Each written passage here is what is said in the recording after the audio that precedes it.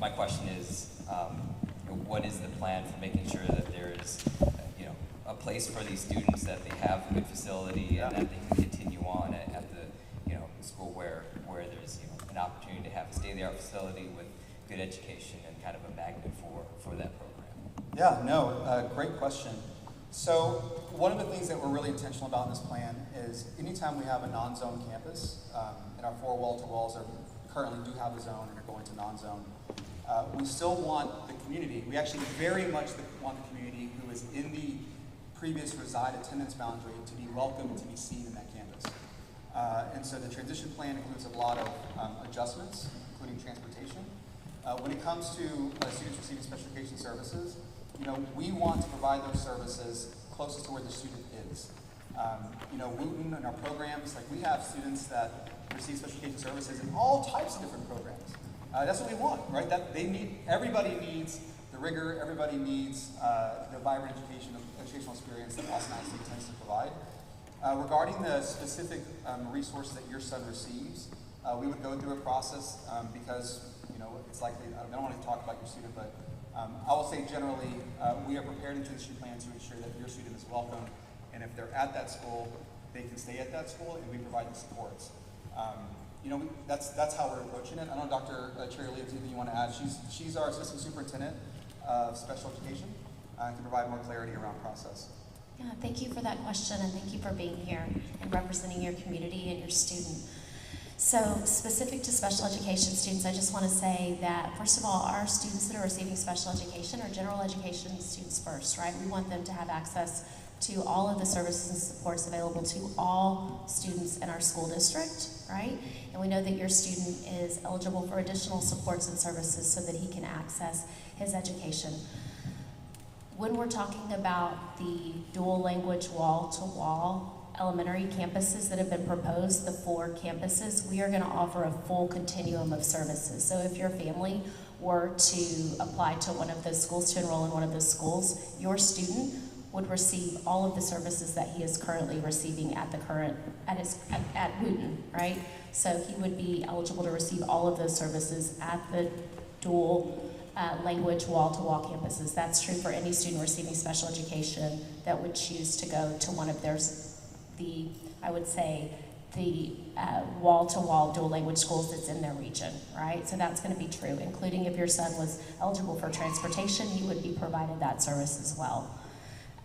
We will have, the majority of our schools will be offering a full continuum of services, but there are some specific services like early childhood special education for our students that are 3 to 5-year-olds receiving special education, or students with more complex needs that may be receiving life skills services that would not be available at every elementary school in the school district. So in those cases, those students may receive a centralized placement because we would be clustering some of those services across elementary schools at specific locations. At our middle schools and our high school, there will be a full continuum of services for all students, so we would not be looking at centralized placements at those schools. When we're considering the consolidation process, we want to consider number 1, students, number 2, families, and number 3, staff. Those are all equally important. So when I listed the numbers, but all of those are equally important. So we want to give our teachers that will be providing special education services additional time to plan and prep and schedule for those receiving students with the receiving campus, right? Because there will be staff that will be joining together. They haven't worked together before. They will be looking at new students that are joining the campus. So support for staff will be provided, that they will receive additional functional pay before school starts to be able to plan and prep to be able to receive students.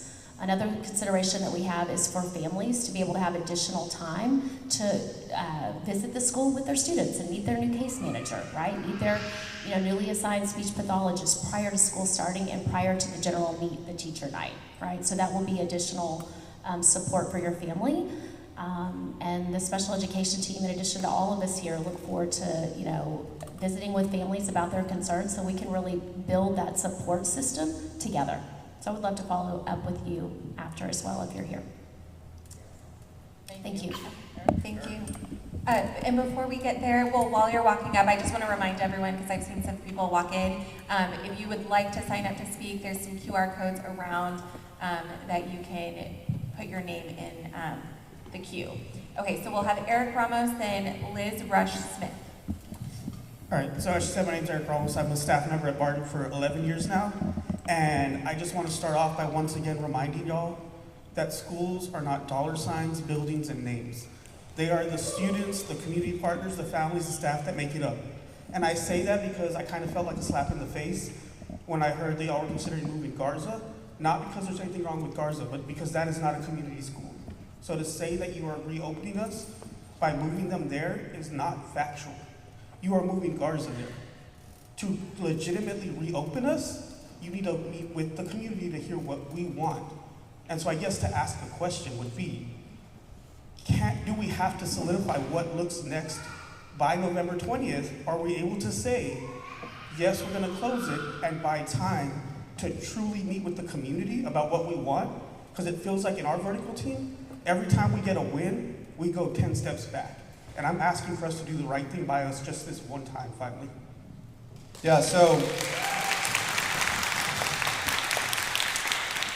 to be clear, no one thinks that schools are just buildings, dollars. I mean, we understand like that we can have an incredible school and see affordables. It's our educators, our students. That is what we're doing. That is what we believe in. The challenge is, in order to have those resources, in order to pay our educators, in order to make sure we have the resources for our students, that requires money. It's all connected. I know we don't want to talk about them together, but unless we can ensure that we have our educators in the classroom, we will not be able to ensure that our students get what they need. That's just the honest truth. And that is why it's all connected. And so I never want anybody to leave and say that Matias cares about buildings. That's not this. So the reason we talked, and the idea, just to be clear, because I went to the Martin Committee meeting and the conversation was sooner rather than later. I heard that loud and clear from lots of people in the Martin community. Would you agree? Okay. So when I hear that, and I also hear from other community members around wanting to not wait 2 years, which is what the Texas Education Agency would probably require because of the planning in order to build out a program, Owen and hiring the staff, working with community, you're 2 years out. And so we were exploring an idea about activating the site with students who are AISD students. So it wasn't about Garza, and it was about having students in the community that are Austin ISD students. That was really the genesis idea. So please do not leave this meeting one moment, please. Eric, we go back. Let me finish up. The last thing I want to say is we do not have to have extreme clarity in what we want or what the idea needs to be to open Martin again. We don't need to have that. But I've also heard from individuals in the community as well as some of our trustees that having that clarity keeps the administration accountable, right? So I'm kind of in this spot where I need to communicate that we're going to do something, the timeline in which we're going to do it, and then also recognize that over here there's pressure to do something sooner than later. So just that is the genesis of the idea. I'm hearing now that, and I understand that is maybe not, that's the tension in the process. And I'm happy to make adjustments and continue to do what we've always done, refine and improve. So we don't need to have extreme clarity, but I would think our board of trustees are going to want to know, Matias, what are the ideas that you are going to explore with community to ensure that I actually execute? So that's kind of how it got to be the way it is. I just want to say, I wasn't necessarily saying that that's what you think. I'm telling you, I just want to let you know how it's perceived by people when we hear it. Like, I wasn't trying to say that that's what you believe. I just wanted to clarify. I appreciate that. Thank you so much. And as you walk up, as Liz walks up, I just wanted to have Norma clarify for our Spanish-speaking audience that we will be able to take questions in Spanish through interpretation. Gracias, Cristina. Just one moment. Por favor, familias que preferimos español, queremos oír sus voces. Con toda confianza, pueden tomar un turno para hacer su pregunta.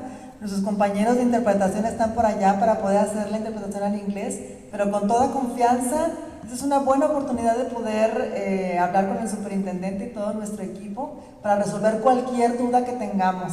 Recuerden que este plan va a votación el 20 de noviembre y estamos ya unos días. Aprovechen esta oportunidad. Si tienen dudas, por favor, con toda confianza. Muchísimas gracias. Thank you so much. Thank you. Okay, So we'll pass it over to Liz, and after Liz, Ignacio Cruz. Hi.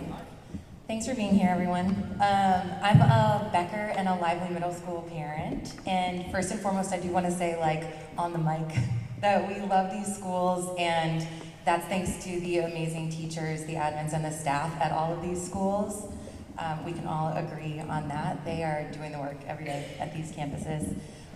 So I'm curious today, what consideration has been put forward for the proposal for a fifth wall-to-wall program in South Central Austin, one where we can finally center and prioritize emergent bilingual students via the enrollment process. And additionally, I'd like AISD to prioritize maintaining a pre-K through 12 DL track for the Bolden neighborhood, as has historically been in place and is a big part of our neighborhood culture. Yeah. So, thank you. So my daughter went to Lively. So this is Yvette Cardenas, our Executive Director of Multilingual Education. So as I've said, and we'll continue to commit to, is we're exploring all ideas. So the idea that is being referenced is a fifth wall-to-wall dual language program at Dawson. That's the idea that we received. And continuing on with a wall-to-wall dual language program at Sanchez, but created a new one that combines Becker, Dawson, and students from Galindo. So that's just everybody's awareness of that. I wanted to make sure that when we're responding to it, everybody understood what we were talking about. So go ahead. Okay. Well, thank you so much, and thanks for that question. So as Superintendent Seguro was saying, we have received the proposal. That is my homework over the weekend. So I am actually looking at the viability of that, right? Like where our emergent bilingual students are, what that plan would look like, and what that means for the plan that we already have in place for Sanchez as well. Yeah, so the one thing I also want to be clear about is because everything's interwoven in this plan, we want to be really honest that if you do not move forward with the existing plan, then the turnaround plan at Sanchez changes significantly, right? Because the TA requirements for a turnaround plan are reassignment, restart, or an 1882 partner if you're a 3 UA. And one of the things that this plan endeavored to do was to reduce the number of closures in one part of town, right, which is what we've historically seen. And so if this plan were to go, we don't need necessarily 5 wall-to-wall dual language programs because of what we already have as far as dual language across the district. Over 50 campuses have dual language programs. We understand the value and the access that we can provide to non-emergent bilingual students with these programs, and we lean into it. That's why we do it the way we do it. But I also want to be really honest that Sanchez now, the turnaround plan for Sanchez would be compromised in a pretty significant way. And it may lead to either being Sanchez being vacant for a year, because in order to break the accountability chain, have to reassign the students at Sanchez. Having it be unzoned still allows the neighborhood students to come, but I'd have to go through a complete restart. And that's, again, one of those things where the agency is really trying to understand, are you doing it in a way that's in alignment with the requirements? How are you going to ensure students are going to be academically successful? And then at the end of the day, we would have one less closure, so which addresses budget. So I just want to be really clear, like there are lots of things we can explore, but because of the complexity and interwovenness of all of these things, I have to also communicate that offset as well. But we're looking at everything. Yes, and I just wanted to reiterate what our superintendent just said. We do have over 50 campuses now. When you look at the draft plan, you'll be able to see the list of projected dual language campuses for next year. So as Enroll Austin opens up, I highly encourage our families to also take a look at that to see what fits best, right, for each family. Thank you. Ignacio? Yes, and after Ignacio, we'll have Dennis Fagan. Hello, hello. Hello. Yeah. So I'm Ignacio Cruz. I'm staff at International High School. And I just want to commend all of you for this work that you're putting on your shoulder. I know that you are working really hard. You're trying to make the right thing. This is a really tough decision that you're trying to make for the whole community. I'm here not because I'm upset that International High School is closing. I understand that we have to change with the times, we have to accommodate ourselves, for survival. No, we have like to make decisions that are tough. I'm happy that you are showing signs of listening to the community. When you are like willing to slow down the timeline and getting more input from the community, that makes me really happy to hear that. Because like right now, the environment at my school, we are a little bit disappointed by the way how the process has come down with us. Like I feel that we have been a little bit like left out. For example, in the street, when people ask me like, "Oh, I heard that International is moving to Navarro. Wow!" No. And then I'm surprised. It's like, are we moving to Navarro?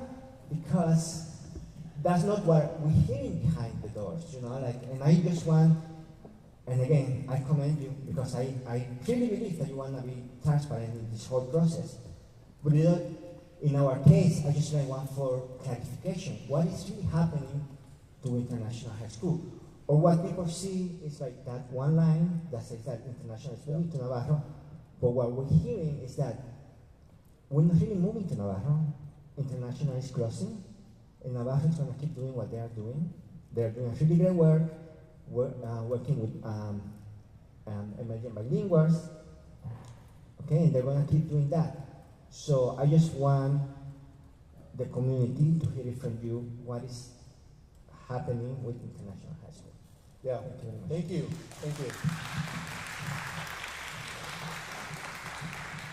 It was like the most nice, like welcoming into the meeting. I walked up and he was like, "Matthias, you're doing a great job." I was like, "Thank you so much." So International High School. So for those of you, we have communities from all over the city. I think it's important. International High School, serves our students who are new to the country, and previously was housed and co-located with Eastside Early College High School. And in 2023, it was moved out in April. And it was kind of a shift relatively quickly. It's one of those things that happened, and there wasn't a lot of planning, a lot of kind of thoughtfulness around the move, and that put us in a difficult spot. I remember working on the project in the summer and desperately trying to get our students what they needed and our staff what they needed at Northeast Early College High School, where it's currently located. On any given year, the student population can fluctuate, several hundred students. And what we've seen this year and last year is a significant decrease in the immigrant families who are coming to Austin ISD. Right? We are seeing way fewer, to the tune of around 2,000 students.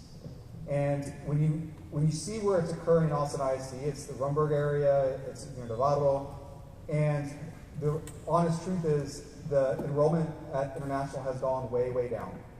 And we're at a point where I believe it needs to reconfigure into a program versus a traditional school with a high school, with a principal and with kind of the same kind of complement of administrative staff. And the idea was the majority of the students who access International actually live in the area around Navarro. And that was the idea around, let's kind of co-locate the program, not the high school at Navarro, but be very intentional about ensuring that those students still have access, still have the program, still have the support, still have the educators. This happens from time to time where it's just out of our control. And when you get to a student population that is in the tens, really, it's just not something we can do and have a high school kind of with that few students. That is the honest truth. So that's where we are. Yvette, I know you want to probably say something to it. Oh, sorry. Or Dr. Wilson, sorry. Hi, Angel Wilson, Assistant Superintendent, Secondary School Leadership. Superintendent Seguda pretty much explained it very elaborately and thoroughly. For those that are not familiar with the International High School program, it is composed of 9th and 10th grade students, and then the students after 10th grade, they move into the traditional comprehensive high school environment. Right now they're located at Northeast High School, but they are traditionally, or a lot of students are geographically residing in the area of the Navarro Early College area. Looking at the numbers right now currently for International High School, the 10th grade cohort has around 90 students, and the 9th grade cohort has around 10 to 11 students. So when this 10th grade cohort leaves and when it goes to the comprehensive high school setting, we are looking at a cohort right now of 10 to 11 students. So we are going through different iterations, meeting with the multilingual department in collaboration with international high school and secondary school leadership on what this may look like when we think of school closure, when we think of program relocation, and the allocation of resources and the supports that are needed. These are iterations that we are working through currently and planning. I know that you've seen school leadership and multilingual at your campus the past couple of weeks. We are still committed to beginning to work with you all. We'll be there again this week to have more conversations around that. And we want to make sure that we are doing this with you and not to you, to have the best supports provided, not only for students, but for the teachers and staff. We value you, you're an invaluable resource, and we don't want to see this community lose that niche. Okay, thank you. So we'll have,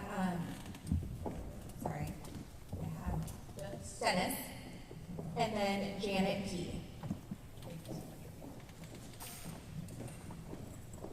Hey, Dennis. Hey.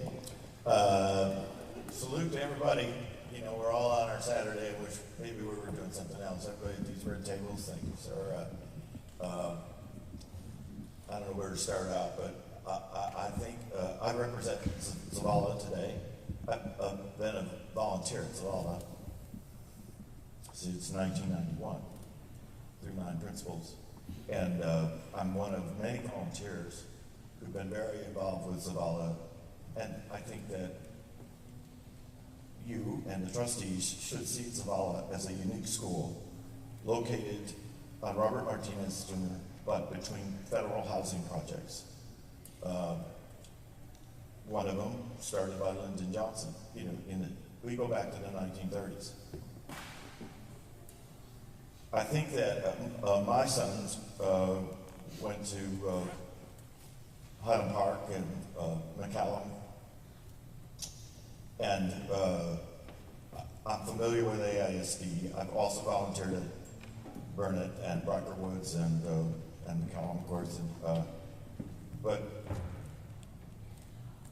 I would say, from what I've been able to figure out, that as of last Saturday, 5% of our families knew there was a chance that our school was going to be disbanded, that our students were going to be sent to other schools, and our teachers were going to be reassigned to make room for WIN, the Montessori school. My sons both went to Montessori with Gal Allen in the early years, and the Montessori community know who she is. And I absolutely love Montessori. It's not that. And I understand what you said earlier about you're still researching and learning about what it would become or how it would work. But the Zavala families, we feel like we're under the gun. That as we have understood it so far, on the 21st, the trustees are going to, and others are going to vote up or down on whether to leave this in the plan, that Montessori is going to come in and take over. So I think we are the 11th school. There was 13 schools being closed. Maybe now it's 10. We're the 11th, and we're invisible, it seems like. And so I would say, I would ask that this process be slowed down. Maybe 80% of our families now know that we could possibly be asked to leave the school. That's crazy. And everybody and all their issues, I welcome them. I feel sorry for the Garza people, but it's not the right way to do it. It also may pose legal problems for the district. You don't want that, I know. So the first person who spoke about Zavala, her last question was, is that true that this is going to be voted on coming up? And I don't think you did say a lot and helpful information, but I don't think you answered that question. We want to know, are we under the gun? So, just to be, there is not a document out there that says that Zavala is the new location of WIN. Just to be clear, like October 31st had Go Valley, and then we heard from community, the October 3rd plan had Go Valley. We went through work sessions, we had community voice, there was lots of conversations, And the concern was regarding displacement of students who've been historically underserved from their neighborhood school that was built for them by way of a 2017 modernization project, right? There are 2,000 seats, extra surplus seats between Sanchez, Zavala, Ortega, and Go Valley. That's just the honest truth. And so the origination of the idea months ago around placement of district-wide schools, non-zone schools, was that you could not have to close more schools because you would offset those seats with district-wide programs. That was the idea. So we were really leaning into this consideration of not waiting closures in East Austin. That is a value of ours. We talk about it all the time, and so that's how we started. In the conversations with the Go Valley community and with our board of trustees and others, it became clear that the Go Valley relocation may not be supported because of what I just described. So then the question becomes, well, if we're not going to provide a district-wide program that already exists, creating one is not something that we would be able to do, but one that already exists, then you're going to have surplus seats in that area. So I'm desperately trying to keep the schools open, right? On October 3rd, all we did was just list the other schools that have been discussed in a work session. So there isn't a recommendation, there isn't a plan, there's nothing that states that when is going to Zavala, which is why, as we explore different changes, we haven't yet had the community meeting because it's not, the board will vote on Wynn Montessori. Zavala is not currently in any document as the receiving school. So I understand why when an idea comes up, it creates a response, but that's part of our process. So I just want to be really, really clear. There's not a vote that has been shared with trustees that says that Wynn is moving to Zavala. There's not a document that even exists that says that. It's exploring these schools and others now that Wynn conversation we've had that conversation with the community. Sure. Thank you. But there will be a vote. Yes, there will be a vote. So if you haven't come to Zavala, and I'm sure Samantha Hill would join me in this, we would welcome you in our library for a community meeting. Why would there be a vote in such a little time on something? Now it's true, there hasn't been a document that said we were, but Highland Park's not worried about this. Cassis is not worried. There's only 2 schools, I think, that are worried about Montessori moving in. There are others. Okay. Right. From the Wynn community conversation, yes. Okay. So are we under the gun? Are we about to be voted on? I'm not.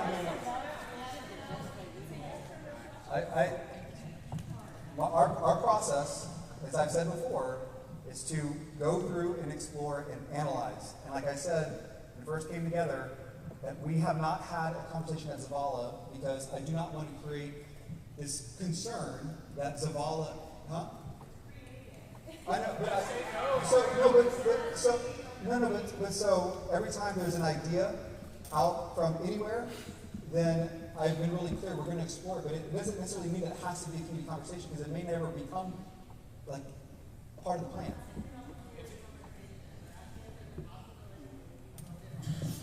He's asking me if it's yes or no, if it's on it.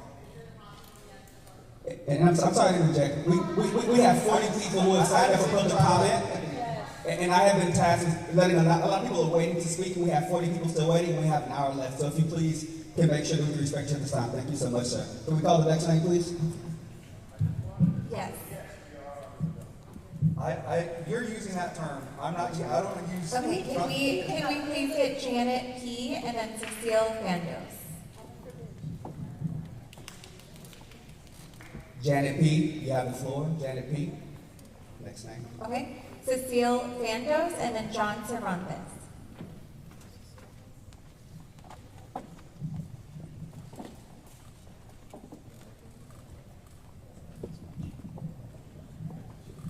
Hey, I'm Cecile. We need to talk about how what happened this week is going to impact the results that we wanted to achieve. I was the one person uploading earlier when you reminded us all about the reason for this plan And I want to testify as a Northeast Austin mom that has her kids in a school with 94% low-income students and about 80% English language learners that got rated F. The reason this happened, the principal shared, is because of staffing. Schools with a bunch of English language learners, a bunch of low-income kids are struggling to find the teachers. They needed help years ago. We've been talking about this for months and months and months.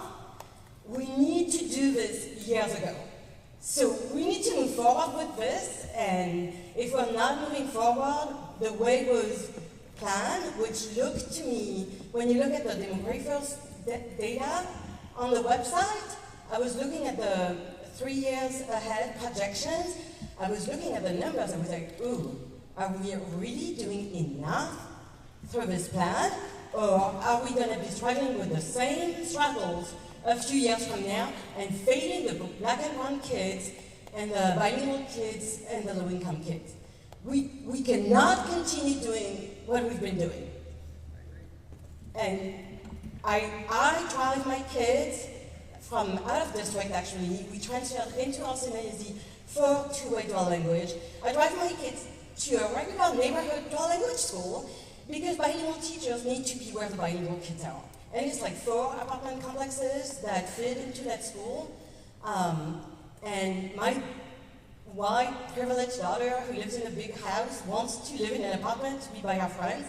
And yeah, you got my message. I think it's great. And just go for it. You'll love it. And just those teachers used to get those schools rated A and B. Just when the pandemic happened, so many struggles happened, but they are the best educators in town, in my opinion.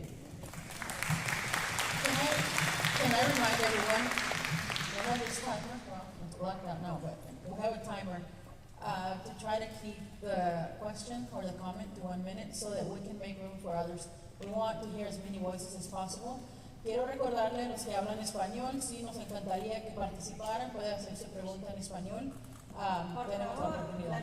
Necesitamos escuchar. Sí, necesitamos todas las voces. We need all the voices. Thank you so much for participating. Who's our next? Okay, so we have John Cervantes and then Nadia Khan.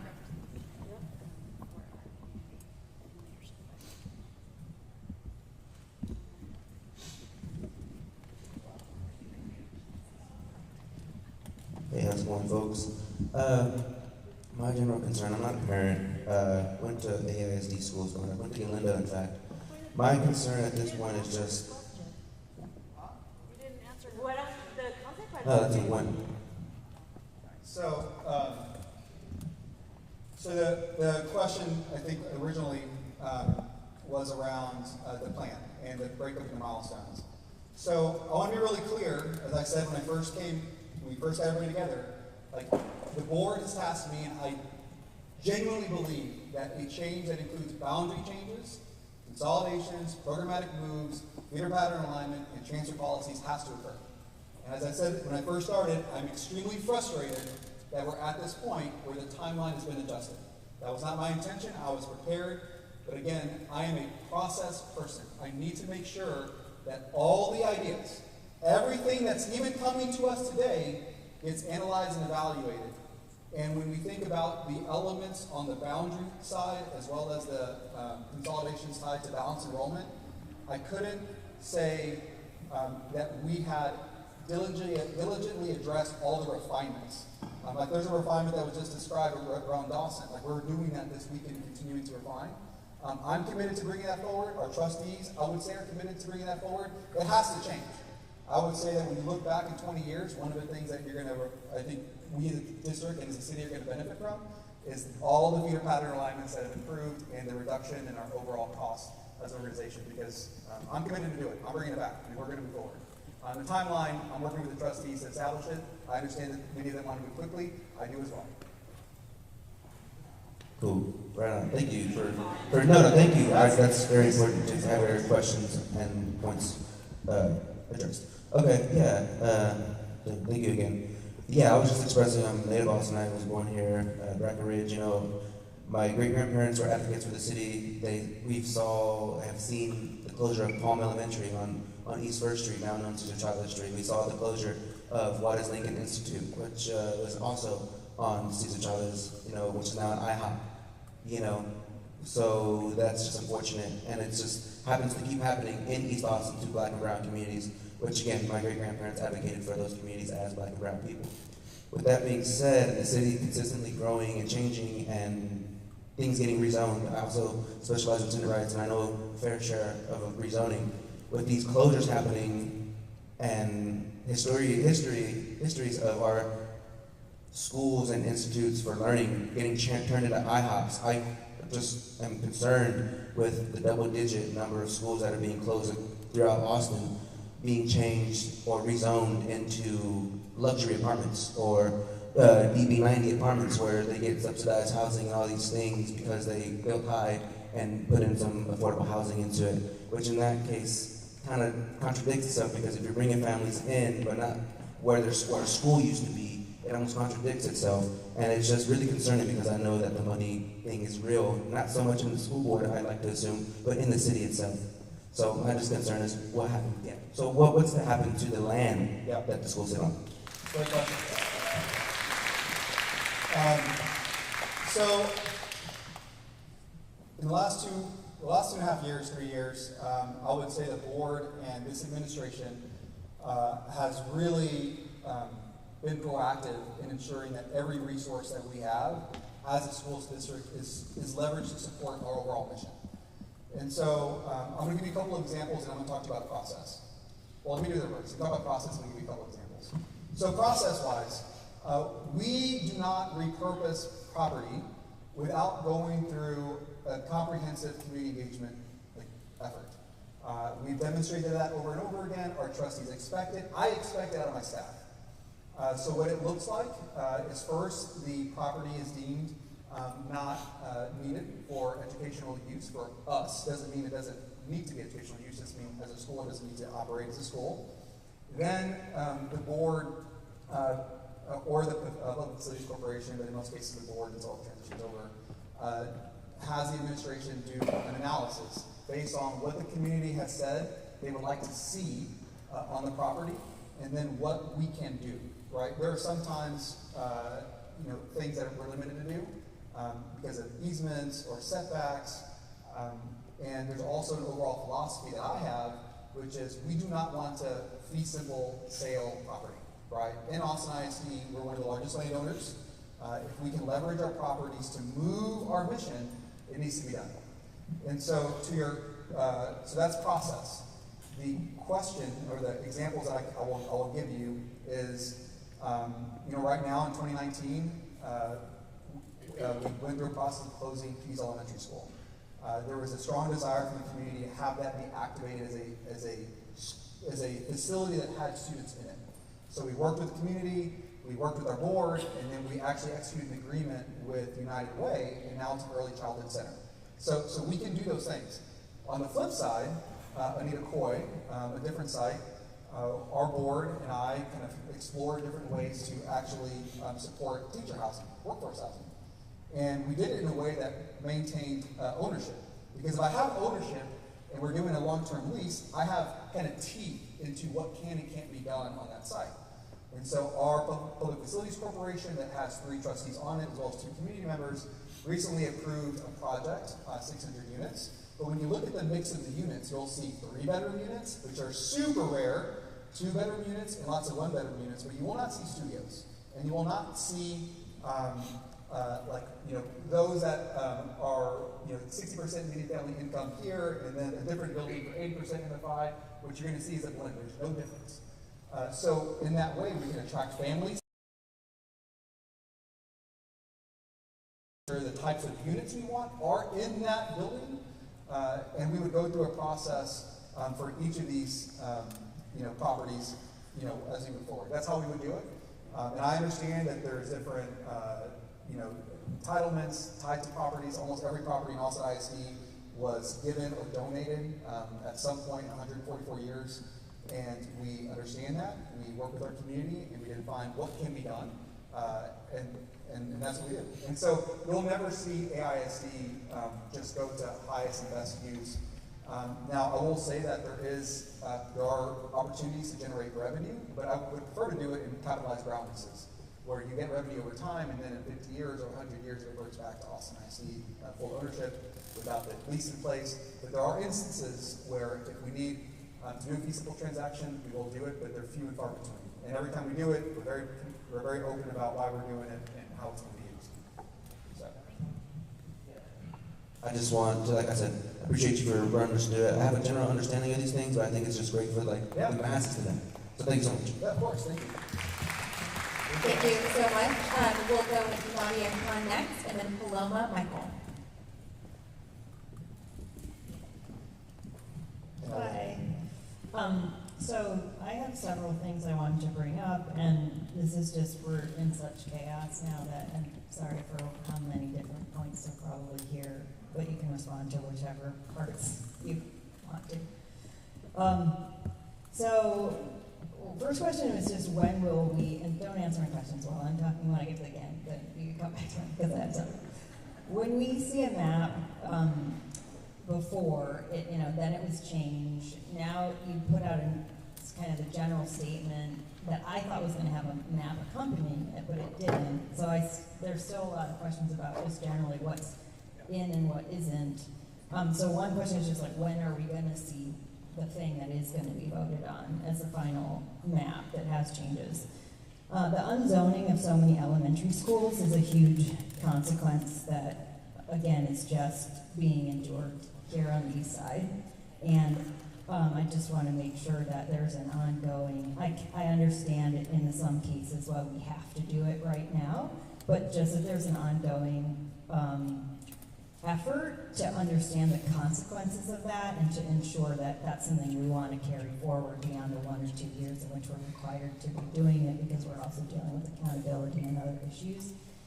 Can the district commit to any new unzoned schools and all existing unzoned specialty programs and schools to have 65% economically disadvantaged enrollment now, and to enact real policies now, such as the WIN enrollment policy and transportation for all economically disadvantaged students, to ensure that this happens now as opposed to in years from now?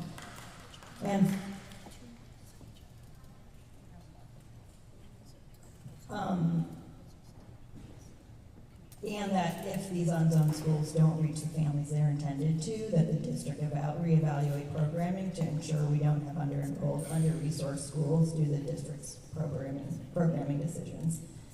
And the other concerns I will just list since we don't have time for them are, I don't see the funding committed to the enrollment plan for these for these unzoned schools. There's an enormous amount of marketing, door-to-door, transportation that will be needed to get students there.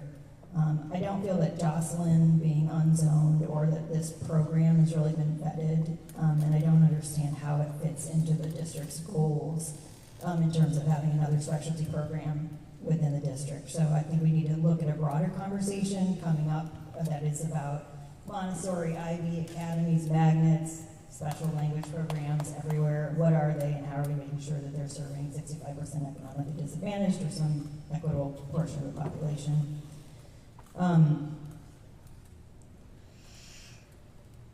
We are surrounded by many schools that don't have enough kids, and so we here in the Northeast are surrounded by many schools who don't have enough kids because of the enrollment policies, and therefore we don't have enough resources or enough teachers. So given the pause that's happening, what is the plan now to provide all things to all schools for next year? Okay, general questions about Marshall. What is happening in the plan there?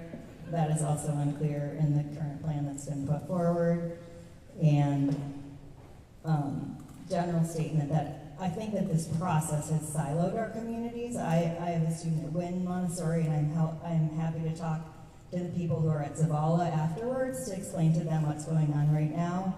It doesn't sound like anybody knows, and so many of these changes are regional. small. And it would have been really helpful if we had just had regional meetings at the beginning that said, hey, this area has too many seats. We need 2 schools to close among these 6. We have 1 special program. Here's our constraints. Can you guys talk about it and come back to us with 3 ideas, and then we'll go back them. That didn't happen, and it's still not happening, and it's making it really hard for everybody to work together as a district, even though I think people want to. Yeah.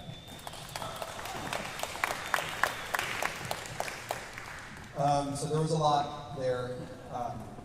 I would say the regional planning, I think that's something we want to lean into. I think we need to think about what the configurations of those regions are, who in the region truly needs to be at the table to ensure that we are moving the process forward. I've been parts of lots of meetings, and I know it's very difficult to close schools. That's just the honest truth. I've been in lots of conversations, and ultimately it's can you save more money somewhere else? And so that is what happens in lots of, and so we are committed to doing that and looking at regions, but before we do that, define which region, and recognize that there are geographic boundaries in our city that kind of bound those areas. As far as the maps, right? So I want to be really clear timeline-wise. When we made the announcement on Tuesday, myself and the board officers were working kind of through the weekend and into Monday to make sure that we were doing it in a way that was thoughtful of our overall process, who we are, integrity of the process. And we didn't release maps immediately because, as you know, given your background, the maps that were previously developed included a tremendous amount of feathering, which is one school changes, it impacts the next school and impacts the next school. And so if you're going to pull out and focus on the 10 closures that are tied to TAPS and program alignment, the maps are going to look slightly different, because I do not want a cascading impact to occur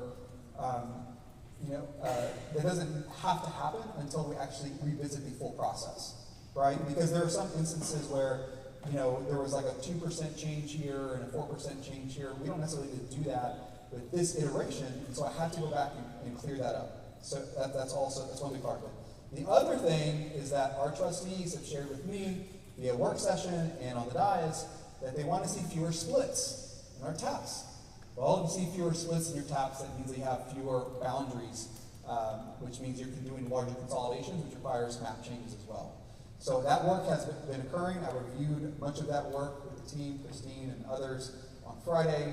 The team is working through the weekend. So I am wanting to push these out. I can't give you an exact date. It will be obviously the Friday the 14th will be when it goes live. We want to do something earlier, but I want to really clear, that's why I couldn't release maps the moment that we decided to change the timeline. It is truly wanting to make sure that when it comes out, it is a high quality deliverable that is understood and easily able to be communicated. So that's what's happening right now. So I'm pushing. You have lots of other questions. I've seen them. General Marshall, as part of this plan, originally we cut in General Marshall's attendance boundary. We looked at line feeder patterns. That is not continuing in these 10 votes because it's not required as part of the TAPS or the program moves, but it is part of the boundary changes. Again, I'm going to bring those back. I want to be clear. That is going to happen. I am looking with our trustees and officers to figure out when the appropriate time to bring it back is. I want to go quickly, but to your point, in order to ensure that we don't miss anything, should an adjustment on the process regionally occur? And if so, what time? But I do not want this to drag on and on and on. This is very hard as a community, as a city to take on, and it has to get done. And the longer it goes, the less amount of time we have to plan. So you can shoot your text and I'll respond to all the others. Okay. I do want to remind everyone that we do have a comment card available. Like, if you have multiple questions, I get it. A 1 minute is nothing. I argue with my kid over her shoes or whatever for more than a minute, so I get it. The time is short. Please give us your feedback on the comment card. Those are all looked at. Those are all considered in the formation of all the plans that are being put out. Do we have another person? Yes.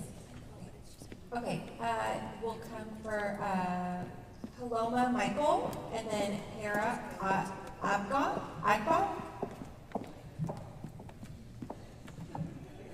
good afternoon. Good afternoon. Yes, so I have two questions, one community announcement and one ask. With the utmost respect, I request to receive a clear and concise answer. Same way community members are being constantly reminded of time, I would like for listening to be reflected. So my question would be, what is the planification, or what protection plans are being taken for the relocation, severance, and retirement for educators, school admins, elders, kitchen and cleaning staff that are going to be affected? That is my first question. My second question would be, I heard you mention a couple of times in responses to community questions that things were out of the district's control, so I would like to ask what is in the district's control? And lastly, for a community announcement for everyone involved, at the front of where people were signing up, at the back of the stairs, there are collard greens, arugula, and bok choy available for people to grab. There's also bags available, so please help yourselves to vegetables. Just want to remind each other that we keep each other safe. Thank you for doing that. I'll keep my response in a minute. So in the October 31st submission, October 3rd, we were very clear about how we're going to support our staff. We identified different types of staffing plans based on each transition. If it was a turnaround plan, there were going to be certain requirements. If it was a program move, it would have certain requirements. And ultimately, if it was just a consolidation or boundary change, it would have other requirements. I've said from the beginning, every single person impacted by this plan that's an Austin ISD employee will have a home in Austin ISD if they choose to stay with us. I've been very clear. There's been comments posted somewhere weeks ago about us firing. That's not the case at all. That is untrue. And if anybody says it, just please tell them that that is not accurate. And it's for all staff, classified, which includes custodial staff, food service workers, teacher assistants. Everybody in our school system has a home. We hire between 600 and 700 educators every single year. We are collecting surveys from our staff to understand what opportunities they would like to explore. But our preference is always going to be to have them go where the students go, right? We want familiar faces. We want to make sure that we have a community intact where we can. So that's how we're going to approach it. That's been our commitment the entire time. Oh yeah, I've been quoted on that. So, and then the second question, which was the district's control. So our budget is under our control.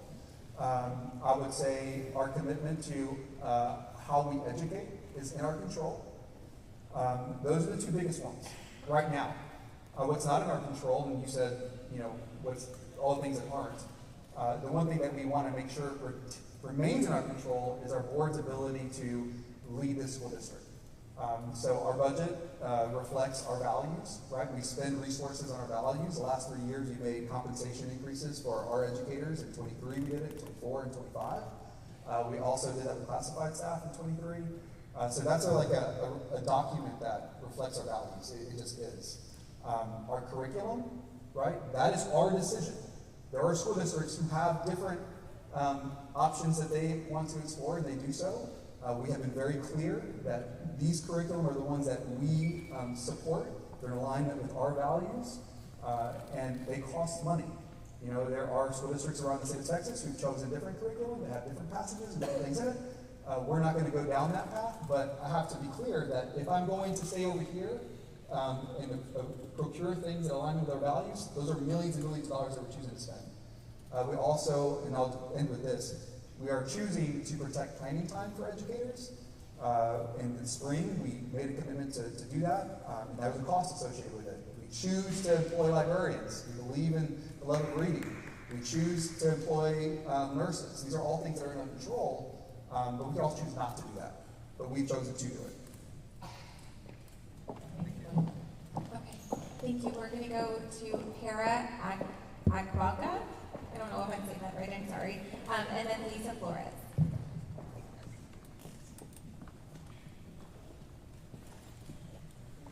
It's Hera Agbaga. That's okay. I got you. It's all right. It's all right. Good morning. Thank you all for doing this. I think community engagement is the first part to be successful, so thank you for that. I'm a graduate parent, thank God. All of my children graduated from LBJ, and they're all successfully in college right now. So I have a donation box at the door. My question relates to the consolidation of LBJ and Northeast High School. You should. That's not something we're doing. Good. But my question relates to the plan for LBJ. And as you said it earlier, there's a feathering. If you do one thing, it cascades into it impacts other things down the road. So we've always been concerned with feeder schools for LBJ. That's been a concern for many years. And certainly once the split happened between LBJ and LASA, that became even more prevalent. So as you're looking at closing, consolidating, merging, however you want to call it, all these elementary and middle school students, how does that look for our high schools that will remain in play? Yeah. No, so what you're describing is precisely what I want. I believe it's what our trustees want. We want aligned feeder patterns, right? There are schools that split into LBJ that also go to two other high schools, right? And that is not what you want in a thriving school system, right? You break up community. You don't have alignment in programming. It impacts athletics. It impacts fine arts. All the things are impacted. So this plan actually aligns the feeder patterns. The trustee Foster challenged the school district 6 months, maybe 4 months ago, and said, I don't want to see more than 2 splits, or 1 split getting 2 schools, which is, actually a really healthy place to be, where you have 1 elementary school that goes to no more than 2 middle schools, 1 middle school that go to no more than 2 high schools. We got very, very close in the first iteration of the plan. We still had 2 splits that went to 3, but it's way better than what we have now.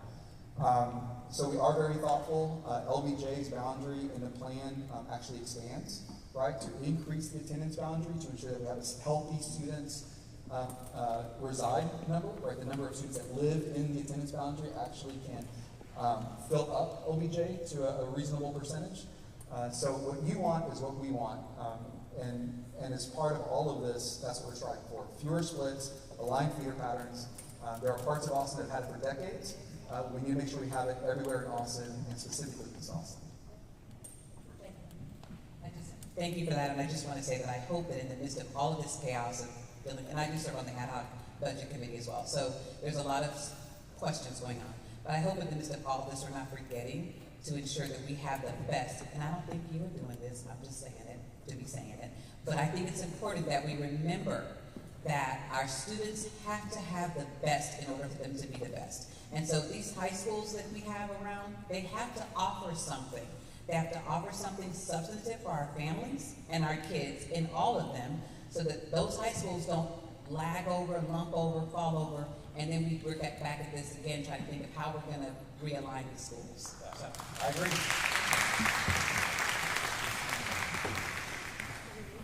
Okay, can we get Lisa Flores and then Jay Will?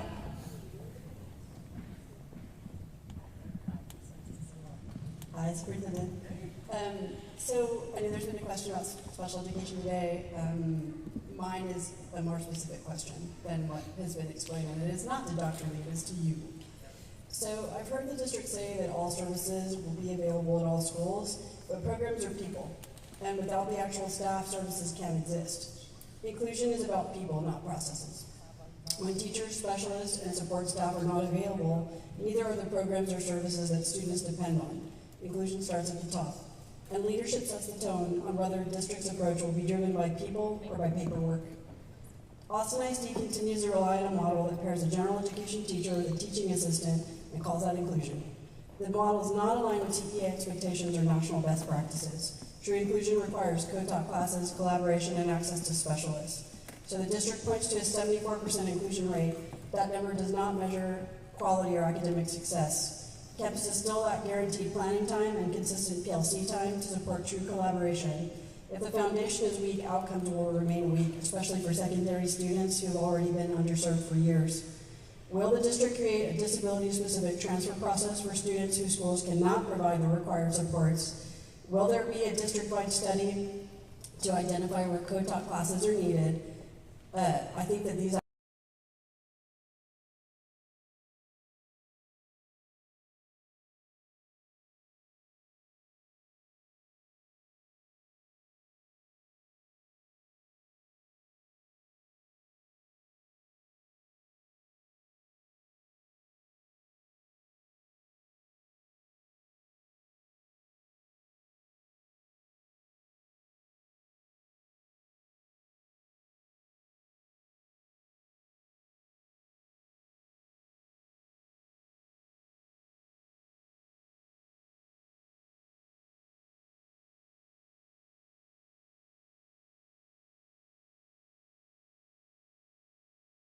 100% certainty that I believe in an inclusive school system, right? Where our students, no matter who they are, or what supports they need, or what services we're providing them, are part of the educational process, but in a meaningful way. And in no point in their educational journey are they separated, are they not included, and this includes everything, whether it's fine arts, athletics, everything. And I do believe that there's a real opportunity to identify kind of specific changes in our school district that need to resonate throughout.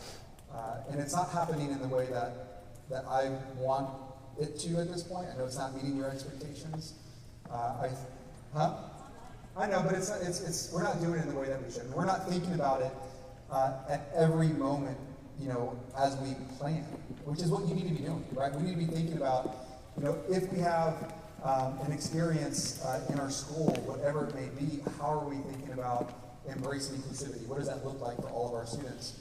I can't tell you right now that occurs throughout the entire system. In fact, I can tell you that it doesn't. So it starts with me, right? It starts with our team. It starts with our planning, our professional developments, and expectations in every meeting, being really clear about, when we do it, this is what it looks like, this is what I expect, and when you don't, this is what's going to be, this is what's going to happen. I think that the district for years has really struggled with maintaining high expectations for all staff. That's just the honest truth. I think that there have been instances where we have maybe not been firm about what we're willing to do when those expectations are not met, whether it's having rigor for students or ensuring that we do have an inclusive environment. So what I'm doing, is continuing to work with community, working with our team. I think I need to improve in how I can incorporate that into our overall mission. And I think that the work that we're going to be doing as we move into the spring semester on the academic planning, academic framework, will ensure that we do it. I mean, that to me is, it's like you got to talk about it. You got to be honest about it, and you got to drill it down into the system. I am a process guy. Yeah, and that's the thing is, and then we have to try to, and then you have to figure out. It is not a process. That's hope. I understand that.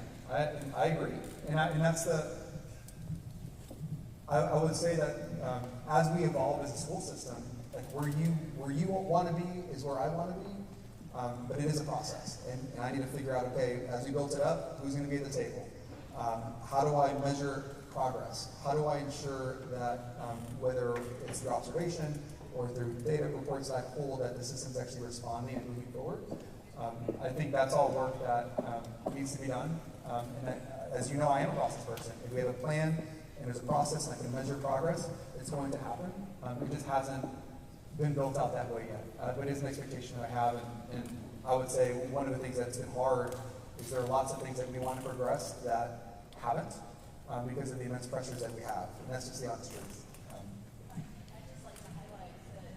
Inclusion helps all kids, not just disabled kids. So all your outcomes would improve if this was at the forefront of your processes instead of an afterthought. I just want to reiterate that. I've reiterated that many times. Thank you. Thank you.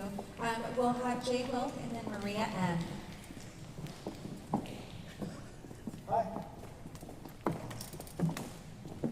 Thank you. Thank you everyone for being here. I am Jay Wilk. I'm a community member and former student teacher at Metz Elementary, and someone who's really passionate about how young people are treated. My question is focused on future-focused transitions. As others have said, moving students to different schools impacts their sense of community, their rituals, their habits. It often sends the message that their schools and communities are never permanent at a time when losing their school isn't the only thing that they may be losing. Moving students also interrupts their supports and services and puts strain on teachers who already do so much with very little funding and long hours. I'm especially concerned about youth and families with working class, low-income financial status, and the fact that we already know youth and their families at risk are already experiencing homelessness, are undercounted, and often fly under the radar for services. We also know that homeless liaisons, which are crucial in schools for identifying young people who are at risk of homelessness or already experience that, are already reporting huge caseloads, which means when students are shuffled around, they're much more likely to have their needs fall through the cracks, whether they're homeless, at risk, or not. If these schools were to close, what will the district and city do to support mental health and preserve educational supports for youth and their families? What kind of specific supports will be added for those that have to transition schools? Yeah. So, thank you for the question. No, thank you. So I'm going to try to, I know it's getting late in the morning. So I'm going to talk real briefly and then hand over to Stacia. So it's all about, I want to make sure it's all about process and planning. So first off, we need to make sure that we're setting our students, and Stacia and her team are the ones that are building the frameworks. It really comes down to making sure that we execute the framework, but make sure that we have community voice and teacher voice and family voice into it before we actually execute. Which is why you always hear me say, if we're going to make a decision, it needs to occur in the fall semester so that we can plan, and be really prepared when our students are welcomed at the start of the following school year. So I'm going to have Stacia Pascal, who's leading this work through Bridge Teams, share a little more about the specific supports provided for students. I do, and thank you. And I'm standing here in solidarity with my partner, Dr. Lewis, because as you mentioned, the wraparound piece is extremely important. So I'm going to talk a little bit about what it would look like for students and pass it over to Dr. Lewis to talk about some of those wraparound pieces when it comes to our licensed mental health professionals, as well as the additional wraparound services that are presented. So right now, we are working together to create a toolkit for campuses. So as we think about transitioning currently and moving forward, how are we preparing campuses with morning meetings? How are we preparing them with transitional activities and merging staff together? And so all of those things are part of the process that the Bridge team is currently working on. The Bridge team is also working with campuses that are proposed for closing as they are dealing with unpacking the feeling of the heaviness of the proposal for the campus to close. So that is something that's taking place. We also have where we are thinking through different ways in which to partner with community. As communities form combined groups to talk about transition and learning what's important and what is something that really needs to move forward with your community as they go from one location to the next. Thank you so much, Stacia.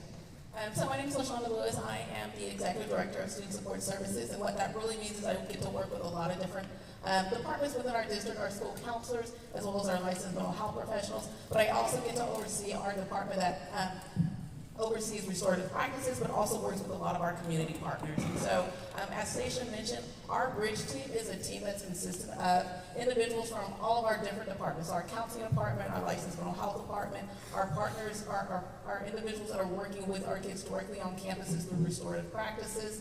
And so we're really working to ensure that we have supports in place for our students as they transition from one campus to another, whether that is through a campus that happens to close, or maybe it's because the campus that is, their program is moving or their boundaries are changing. But what we're also doing is making sure that we're talking to our partners that are already in our schools. We have some amazing partners in our schools. We have communities in schools. We have multiple other agencies that come in and work with our students every day. We know that those programs are going to be important for our students as they continue on to whatever the next phase may look like. And so we are committed to ensuring that those supports continue for all of our students.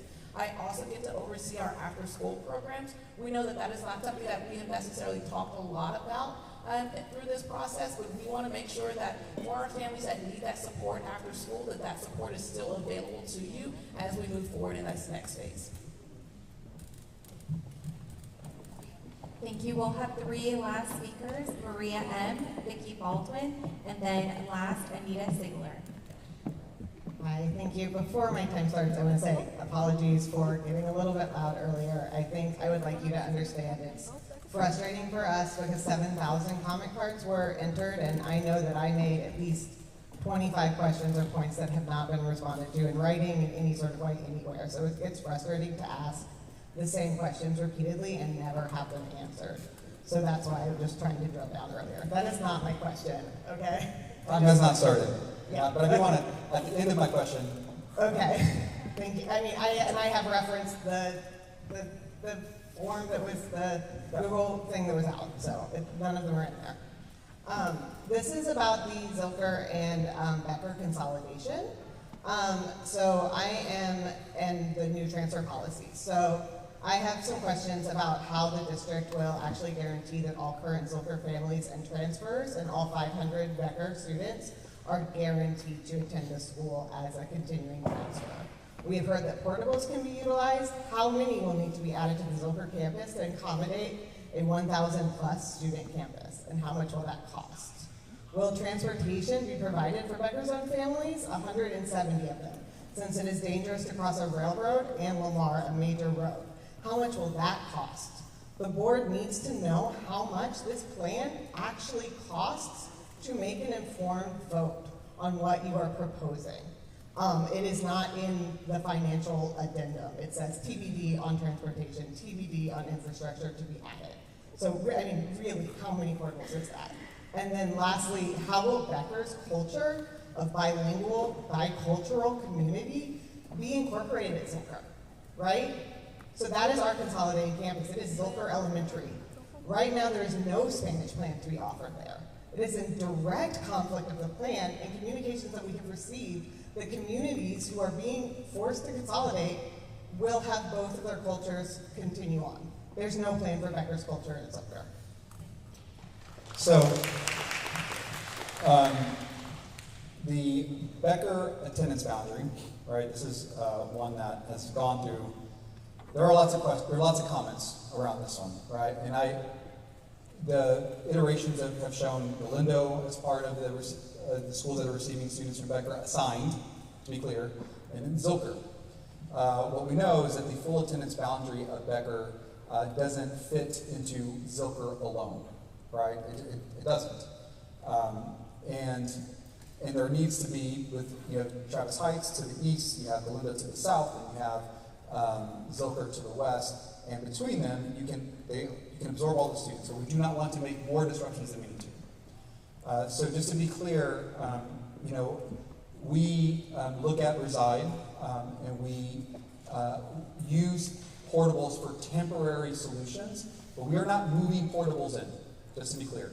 We have walked the campuses, we've had conversations with those principals together to figure out what's the best kind of transition plan. We are revisiting it based on feedback that we've gotten just in the last week to see if we can make an improvement on it. But portables that exist are what we are relying on, not new portables. A portable coming in is $150,000, and you wouldn't be able to add one there anyway because it's part of the Barton Creek watershed.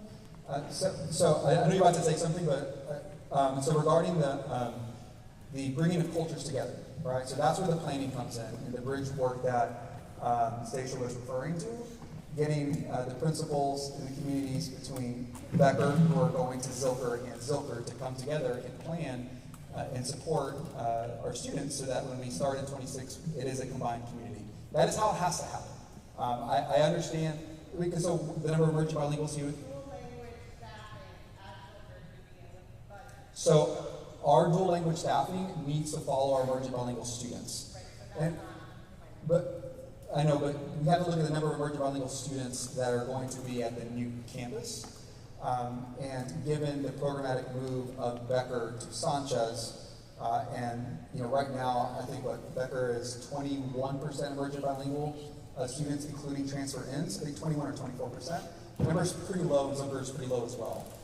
So I just want to be really clear about the emergent bilingual kind of student population that will be in the new assigned school zone and what that number is, and then what the opportunity is for dual language. Because Zilker had a program, but it was more of an enrichment program. And again, we have to, by policy and by law, staff to where our emerging bilingual students are. So that's where the planning comes in, getting the principals, getting communities, people like you together to figure out what is going to be best for the new student population in the new community. You sure can. It's two. I always have one extra. It's in the current plan, it said that current transfers on a campus would be allowed to continue to transfer to the zoned school of that campus. Yeah. So are you saying that our students cannot go to Zilker for transfers? If you're transferring in, So, So if you're currently transferred in, you're currently transferred in, yes, then you can transfer on. to Zilker. So 1,000 students can be so accommodated at that is Zilker? not how transfers work in our system. You're It not says gonna, guaranteed. well, so this is where it comes down to planning, because I get the same question the other way. Well, Matthias, how many students do you assume are going to go to the new wall-to-wall language program? How many may go to ODM? How many are going to transfer to these schools? It is never 100%. It never comes close. We take information from our community, our principals' understanding of their students and their families, and we use that to plan. Based on all that information, we feel confident that we can support the new student population at Zilker. It is not going to 100%. I promise you, 100% of students are not going to go to Zilker because we've never seen that. Like, it's not. It's because you're not offering our school community any voice in that community, because we're a dual language school community, and that's why you know that our community isn't going to go there, because we care about dual language. And our community has told you that only 20% of us can go to Sanchez because it is unfeasible to get there. So I just want that to be known. Our community has said that. We haven't gotten any response to the fact that we've said 20% of us can go to Sanchez. We've not been given no options. So that's it. Thank you. Thank you. Thank you. We'll go to Vicki Baldwin, Anita Sigler, and then Tamara Easley.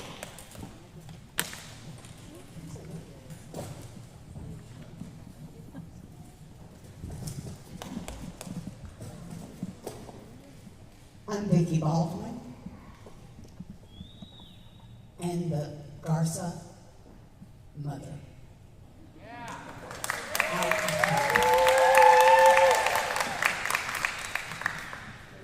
I want to let you know, and I know about time, I'm speaking for Garza because I knew it, I planned it, I was there 10 years before I retired. I retired after 42 years. Of those, 39 are with Austin ISD. I opened Martin. I was on the first faculty to open it. And so I know the configuration of Martin. I know the configuration of Garza. Moving to Martin would kill Garza. And I say it will kill it because I'm old and I have a lot of experience. There's, at Martin, and I loved Martin, but it doesn't have the convenience needed for students. We're an all-district school. I mean, kids come from all over. They don't necessarily transfer, or maybe now, I don't know. Anyway, we just, take kids that want to get a high school diploma. There are all kinds of kids that come there. Black, white, brown, and everything else. The bus comes to Garza, the metro, right in front of the school.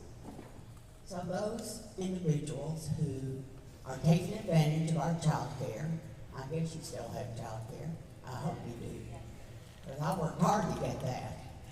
It wasn't easy. So you have that kind of situation, you have kids that have cars, you have whatever. The intimacy though, the personalization, the individualization, the academic excellence. And I feel sorry because the principal is not here, because he and his counselor and the distinguished professor, Dr. Cynthia Franklin of UT School of Social Work, are in Toronto, Canada right now, because they're internationally known. They're known nationally, state. I can tell you, even when I was there, and I was there 10 years, I made presentations in Poland, in Ireland, and when Dr. Webb came, I don't know if she was ever there, but she was in China, and she was in And really, don't kill something that's working. Don't shoot yourself in the foot. Now, the good news is, your superintendent's a good guy. He didn't ask for this to happen.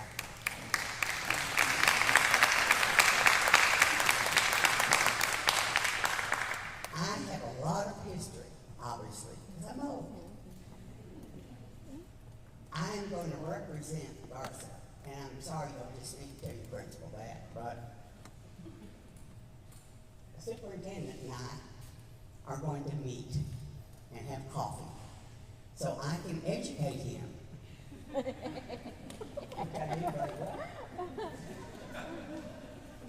About the history, about the culture, about why it works. Because I will tell you, I had 6 months to create Garza. And I thought, well, you know, let's see. Yeah. And I told him I said, let me tell you, usually schools that don't look like others are always put on the east side of town in a dilapidated building. I won't go there, and those kids won't go there. You either go whole hog or no hog at all. And that's exactly what happened. The other high school principals told me, well, my kids won't go there. And I said, well, you know, life is full of choices. I was also told the high school principals toured Garza, and they said, oh, this looks like an elementary school. And I said, thank you. Because who didn't love their elementary school? So what I'm saying is, I know the layout of Martin. Martin would not provide the closeness, the personalization, because of the way it was built. But I will talk with superintendent. He's paying my coffee. And I will give you, and I will speak for you. I will come and meet with you if you want to. But you talk about passion, don't mess with me.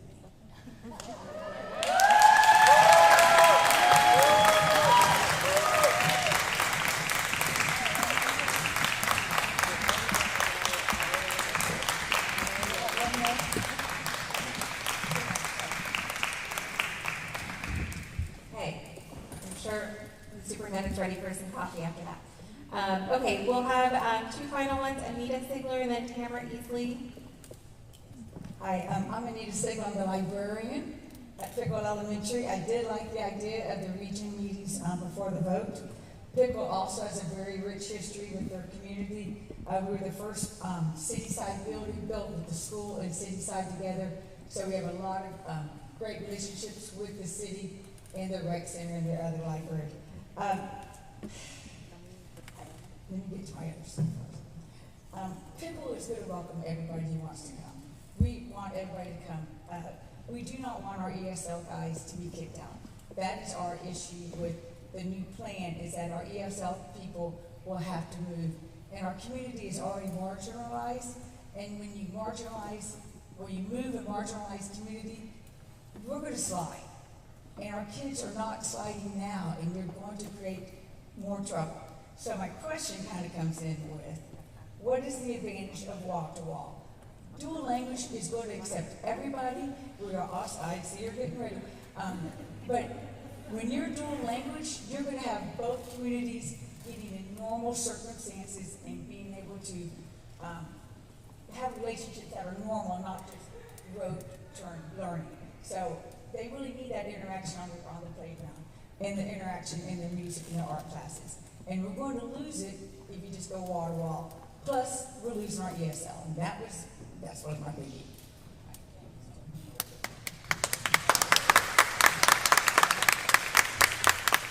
Thank you for your question, and I agree that the Pickle community is amazing and the teachers are amazing. So one of the benefits of school-wide program, right, is when we look at research, we know that when we can get students together that both encompass our predominantly English speakers with our predominantly Spanish speakers, students are just gonna like outperform everybody else, right? Like it is a great model to have where students are learning from each other. So there are benefits to having that type of program model and then to have it school-wide to build the culture and all of the pieces that come together with that.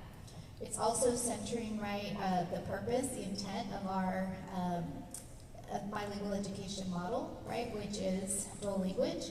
And again, the intent to serve emergent bilingual students, which Pickle has a large number of emergent bilingual students there, right, in that area. And so that is the rationale behind having this model, right, of a school-wide program. As far as our students that are participating in English and ESL, Pickle also has a very small number of participants. Sometimes the classrooms are multi-age, right? It depends on the families that live there and that are attending in that zone. We very much want to, and we heard exactly what the community was asking for. So in the plan, we are looking to have our current 3rd and 4th grade students be able to move up into 4th and 5th grade to be able to kind of graduate out, right, of that community, of their, to continue attending. Thank you. So you did say that community waterfall, they get a better education, or they do better on testing, but that's because they're already English speaking. It is more difficult to come in with the second language and test in the second language. So better testing, they already have an advantage because they come from English. So I really think let's test them in Spanish and see if they're doing as well. I mean, I'm not confident on that part. And it's not, and I appreciate that. It's not just about And you don't need that many waterfalls, do you really? Because Yeah, so, well, one of the things that you brought up, which is I think important, we are a huge system, right? And you have 116 schools currently, 70,000 students, 10,000 employees. And to make moves, you have to be thoughtful. And I think the question that you're asking is, do wall-to-wall programs have to be structured or in our system the way they currently configured? Our trustees and I are wanting to have that conversation. That conversation can't be rushed. Like that is part of like an academic vision, academic plan. That is like it's going to require time. We're committed to doing it. It's the same question around single gender schools. Same question like what's your philosophy around magnets? Like there's a lot that we actually have to discuss. And what I've been telling people is for the last 3 years, it's been urgent, urgent, urgent. Every single year it has been addressing the urgent. We need to focus on the important. And I would say that conversation is one that we are wanting to have as we move forward. Our trustees have asked us to have it. We're going to consider it and figure out like what's our philosophy around the language. And so I just want you to know like it's not going away. These changes are not agnostic of a future change, right? Because we are moving the wall-to-wall programs where there are higher numbers of emerging bilingual students. We started this process with a clear understanding that these programs have been in our school system for a very long time. There was an original intention and a focused student population. It's moved away, and at the time we started the process, there was not a single conversation around whether we should have them or not. This work has asked us and created the opportunity to say, what is our, who do we want to be as a school system? So I want you to know, that is not off the table because we are making these adjustments, because we're talking about, 50-year decisions here. So I just want you to know, that is part of the work that will come in the spring. Oh, well, maybe I'll be retired too. I mean, all right. Okay, final question from Tamara Easley. Before to Mayor Easley, I have 2 kids that currently go to Pickle Elementary. My husband's grandmother sold her house for that community to build that school. It was actually, it's a part of Austin's history. It's founded by emancipated slaves after the Civil War and evolved into a historic African-American community. Now you're pulling the kids that currently go in there. We still stay in St. John, we stay on Bethune Avenue. My kids go to that school and that's walking distance for us. My husband can take them wherever. But you're pulling them out of the school and making them relocate to another school. They're 504 students. they're not going to excel the way they were in that school. The teachers, they've been going there since pre-K. They know them. They have intimate relationships and bonds with them. The teachers know the students like the back of their hand. They know them by first name basis.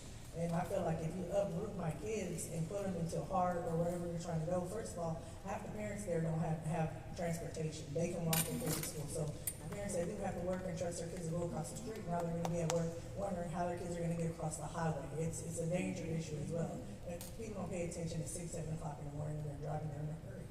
So if you take them to another school, I have to worry about, are they going to understand it? Is a teacher going to have that patience to sit with my child and help them to understand it? I'm not saying that their teachers are not as good as that one, but my kids are not afraid to make mistakes in front of these teachers because of that. And there's another thing. We're not a UA, we're not a 3 UA, we're a 2 UA. So they offered TAP a little bit before Halloween or in October, and we were never given that chance to, I guess, follow through with it. And then the next thing we know, we're being basically, the wall-to-wall is coming to our school, and I don't feel like that's right. They're going to lose, they're a Title I school, they're going to lose all the benefits that were made for that community to help, like the after-school programs and the free lunch and everything like that. It's for the community, but if you're pulling the kids that are in the community out and sticking them somewhere else, they're not going to get that there. Like, there's a lot of little concerns that I can put the rest on the comment cards, but you're taking a piece of history, you're taking that what was built for the kids in that community, you're removing it from them and misplacing them somewhere else. And it's deeper than that. The teachers, the staff, everybody's amazing there. Like, I don't think that it should be, Zipper said they want to buy a new or a water wall. Go ahead and make them one. I mean, like she said, we're good. He said anybody wants to come. The ESL teachers, the bilingual teachers, they're amazing teachers. Like, they say that we're lowering scores a little bit, but the progress I've seen from my kids is amazing over time. I go to all their teacher conference meetings, and they excel so fast, and they're 504 students. And I believe in the special programs they have, but it's going to be confusing. It's traumatic to them. It's like a divorce. You're moving a child from here and putting them over here to stay with mom and dad when they're used to that, And it's a lot. It's going to have an effect on the kids, majorly, not just mine, but all the kids. So I think it should, be reconsidered.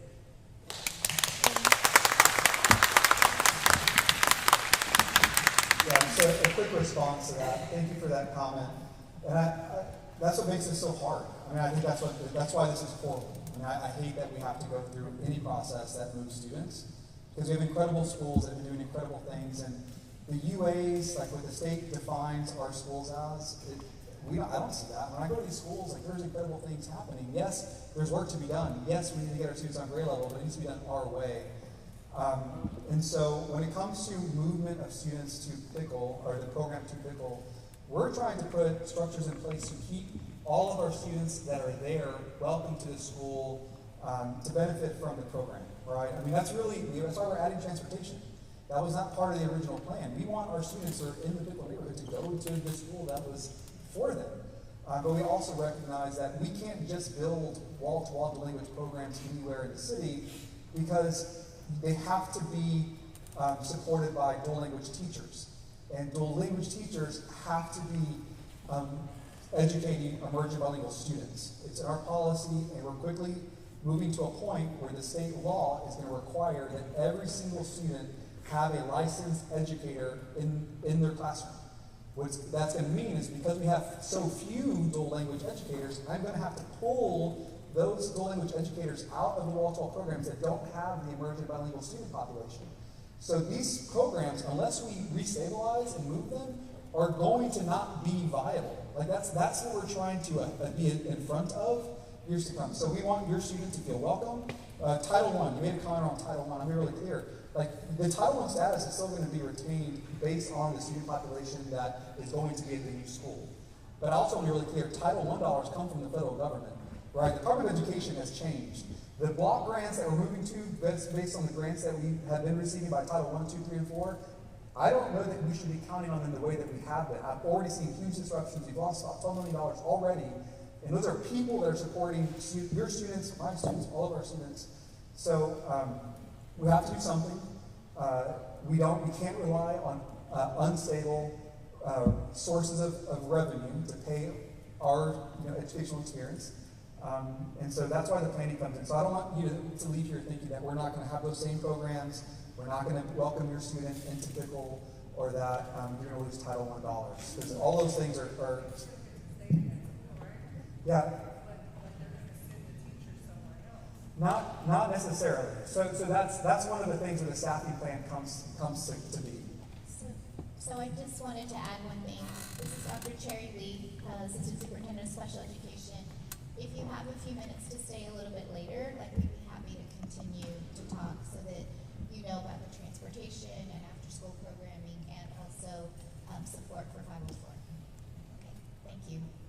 I'd also like to state that the food program there and the community eligibility provision, which gives breakfast, lunch, and dinner for after-school programs, would still stay as well. And those resources, and Dr. Lewis, she is over student support services as well, and talk about after-school care programs. We were at the Pickle Community Principal Coffee a couple of weeks ago, and we spoke to those as well. So we'll be glad to talk to you after. They did state though that they were going to put a new principal in the school or something, and she was able to basically pick her staff. And of course, she's going to bring her own staff. That's why I say there's going to be a lot of teachers that are assisting with those programs, or know my kids since they started, that they're going to be distinguished. So that's why. So I'm the one who's going to identify the principal. Just to be clear, that process hasn't started. The vote hasn't occurred. I've been really clear with anybody that has been willing to hear me. My expectation is that the staff that are in our schools are familiar staff of our students. We want familiar faces. We do not want one whole school to come and then everybody move out. That's not how this is going to work. If we're really wanting to be thoughtful about our students who are in that community right now. And so that is why the staffing plan that is structured in our deliverables is so important. The details of it are not yet produced because we don't have a vote and because we don't have the teams working together yet. But don't assume, I don't want anybody to assume that it's just going to be, everybody here goes here. That is not my expectation. That's not how this is going to work. There will be a blend, but it's not going to be just programs. That's not the case. And I really want to make sure that your students see these familiar faces. All right. All right, thank you so much for... Dusty has a request. You want to just tell me? In 2011, a very similar event happened in the same room, and we were here 3.5 to 4 hours until everybody had their say. Now, I really appreciate this as a dialogue. It wasn't then, it was unidirectional conversation.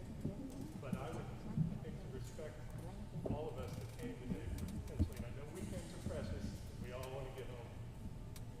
Would you honor the rest of those that signed up to speak today and actually finish this conversation? This is the last opportunity that we have this before.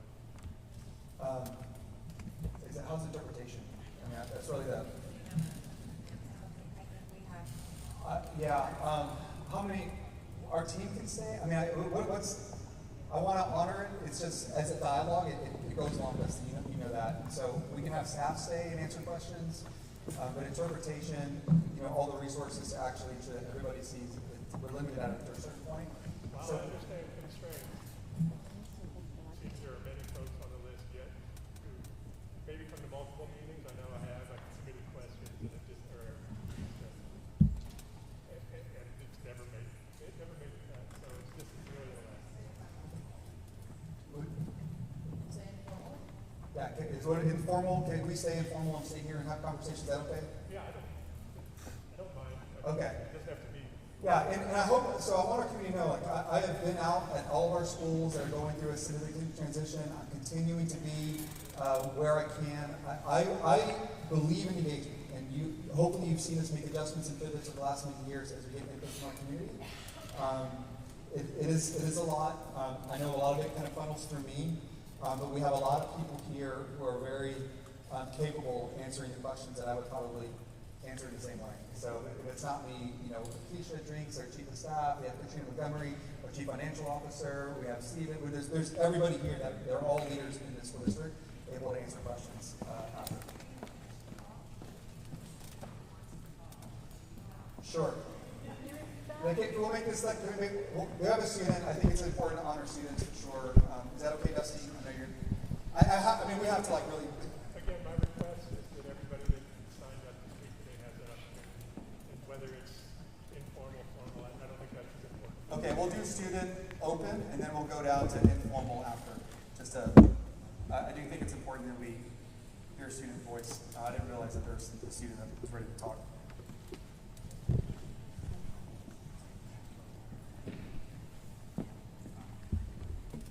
Okay. Hey, you want my mic?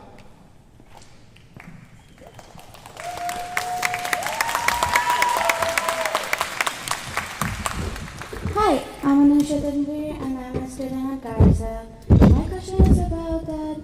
Since Garza is a self-paced school, many students are at different points in their studies and some are close to graduating because of their age or personal situations. So, with Garza being relocated and combined with another school, how will the district can make sure that we don't face any difficulties in our studies, our grades, and our credits? How can we still be graduated on time? Because Garza is a self-paced and it offers if you're out of your age, I'm 19 and I have to complete my credits till I'm 21 and I have to go to a university. So I'm not asking for all the students of their age and things, but I'm also speaking for my for the staff at Garza who give their best every day to the students, making them understand the topics. So how will that gonna manage, and how will you will gonna make sure that we don't face any difficulties and like that? So. Yeah, great question. So there is no plan right now. There's only an idea, right? And I want to be really clear to everybody, and I want you to know, when you're in this role that I'm in, and my commitment is to listen to community voice, and when there are ideas, I fully explore them, right? And so there was an idea about perhaps expanding Garza and moving it to Martin, and that was really me trying to be responsive to a couple different things, including wanting to get students at Martin sooner than going through a 2-year process and planning to start a new school. But it was not something that's been brought to trustees. It's not something that we've even been able to engage on. So I want you to know that that is not something that that has progressed very far, right? We're hearing and having conversations around. I mean, I know how incredible Garza is. It's an incredible school. But in the event that there was a change for any student in Austin ISD, we go through and we build out our transition plans. It really focuses on the programming. It focuses on our students, what our students need.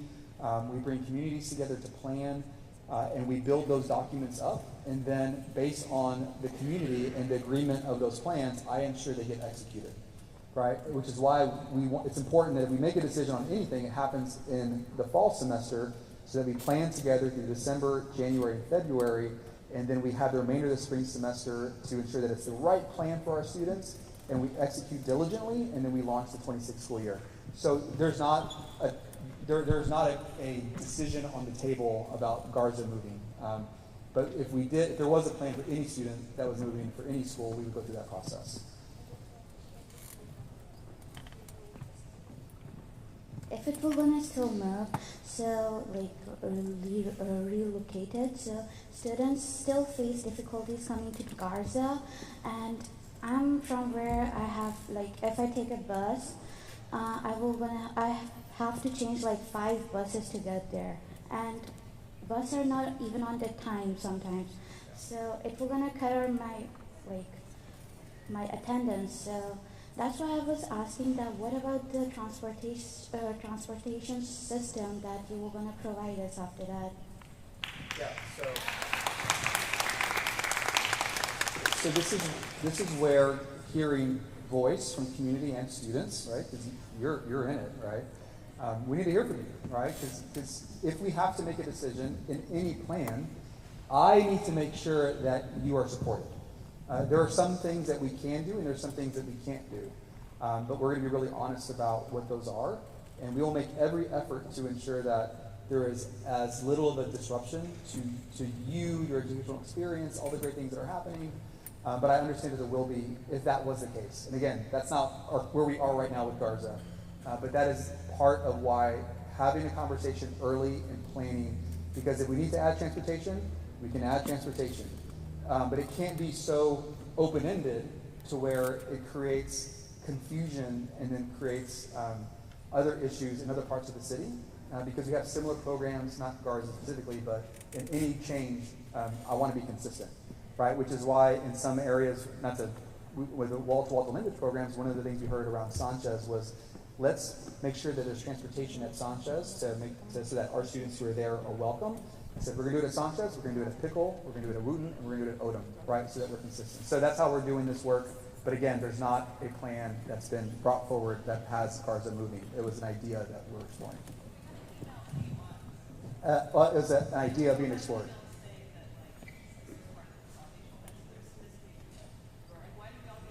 So, well, because it was in a document.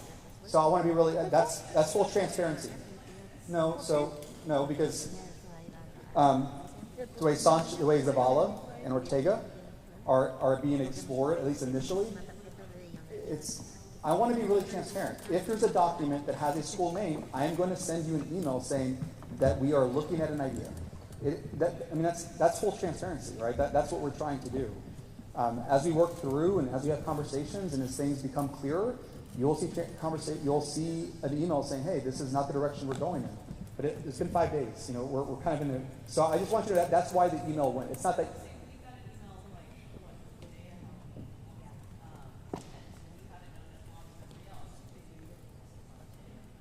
Mm-hmm.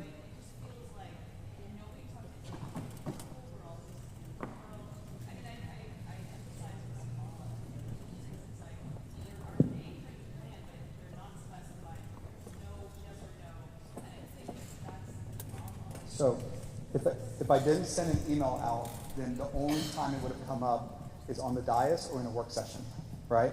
And if I did not send an email to our communities that it came up in a work session, then I would not be doing my job. I wanted you and our communities who were talked about in a work session to know that I have been asked to perhaps explore this.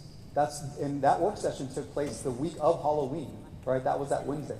So it is really me trying to just be transparent in what is talked about on the dais, it's talked about in work session, because I think the worst place to be is if it was talked about in the work session, I don't share with you that we're even looking at something, and then all of a sudden a decision be made. So that is why we did it this way, and that's what I'm committed to. It may not always be what you want precisely, because we're just not there yet. But that is a commitment of mine.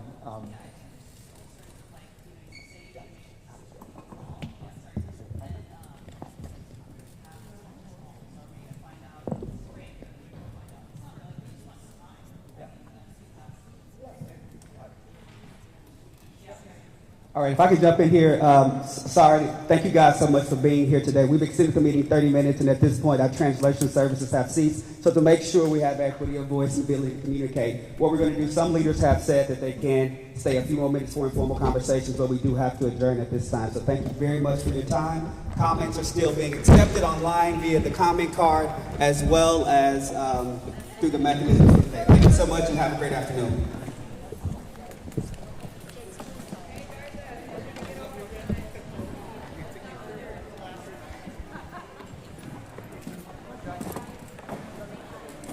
Hey, Superintendent, you're up with CBS Austin. Hey, how's it going? When you get a chance?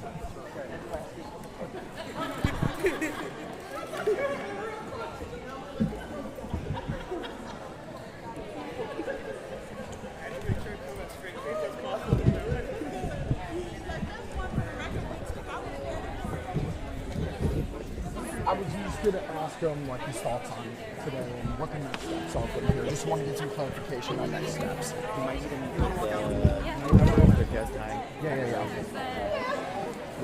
Did you have any other questions about like sound? Just trying to get a little sound on the next steps moving forward and what he thought of addressing the people's questions here in person. Just a little recap. I don't want to pull him for too long, like 3 questions. Get those questions answered, and then if he has time. Okay. Maybe you'll pull him right here. You'll stay here. Okay.